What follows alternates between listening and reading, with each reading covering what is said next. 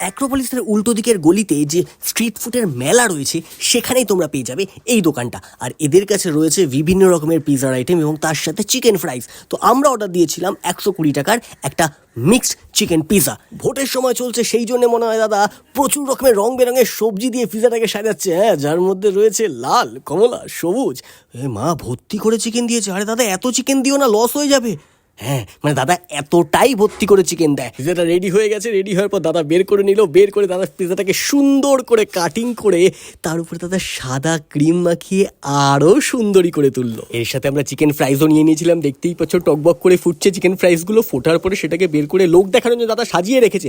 এই কোনো মানে হয়? যাই হোক, দেখতে খুব সুন্দর হয়েছিল, কিন্তু তার সত্ত্বেও আমরা তার উপর লাল আর সাদা রং মাখিয়ে আরও সুন্দর করে মুখে দিয়ে আহা কি খেলা। সেই সুন্দরী পিজাকে আর একটু সুন্দর করে সাজিয়ে নিয়ে তারপর মুখে দিলাম। আহা জমে খেলি, সত্যি বলছি, মায়েরে বলছি একবার ট্রাই করতেই পারো।